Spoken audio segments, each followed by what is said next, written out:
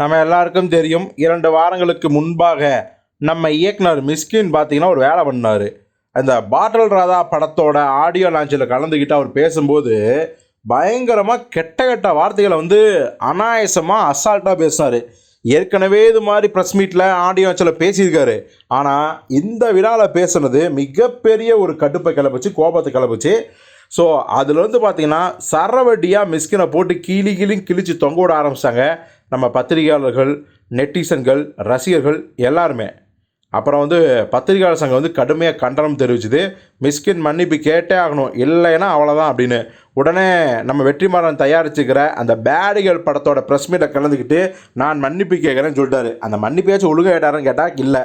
திருவள்ளூர் காமத்துப்பா எழுதலையா, இருட்டறையில் மூட்டு குத்து படம் வரலையா, அதெல்லாம் நீங்கள் ரசிக்கலையா அப்படின்னு எதோ தலையை சுற்றி மூக்கை தொட்டு ஒரு வழியாக மன்னிப்பு அப்படின்னு சொல்லிட்டு போயிட்டாருன்னு வச்சுங்களேன். ஆக்சுவலி மன்னிப்புங்கிற வார்த்தை வந்திருக்கே தவிர அவருடைய ஆட்டிடியூட் மாறவே இல்லை அப்படிங்கிறது அவருடைய பேச்சில் தெரிஞ்சுது அப்படின்னு நிறையா பேர் அவர் குற்றம் சாட்டாங்க. இந்த நேரத்தில் அவருக்கு ஆதரவாக சமுத்திரகனி பார்த்தீங்கன்னா குரல் கொடுத்துருக்காரு.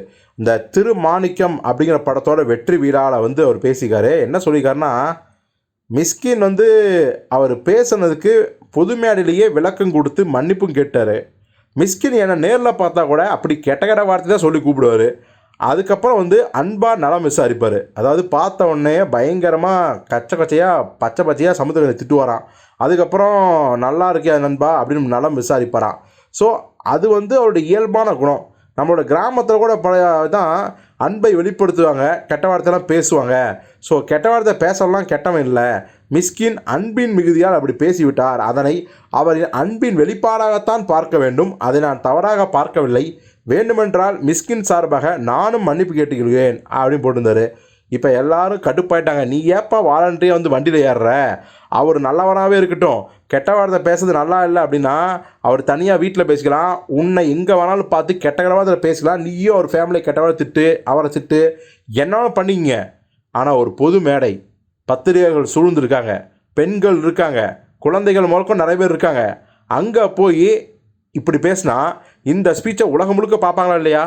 அடிப்படை நாகரிகம்னு ஒன்று இருக்கா இல்லையா? மேடை நாகரிகம் ஒன்று இருக்கா இல்லையா? அவர் செஞ்சதே தப்பு. மன்னிப்பு கேட்ட தோரணையும் வேறு மாதிரி இருந்துச்சு. நீங்கள் என்னன்னா அவருக்கு முட்டு கொடுக்க வந்துருக்கீங்களா? தயவுசெய்து கம்முன்னு இருங்க சார் அப்படின்னு சமுத்திரக்கனி பார்த்தா நிறைய பேர் கழுவி ஊற்றுறாங்க. சில பேர் அன்பாக கண்டிக்கிறாங்க. ஸோ இது குறித்து சமுத்திரக்கனி என்ன சொல்லுவார் அப்படிங்கிறத பொறுத்திருந்து பார்ப்போம்.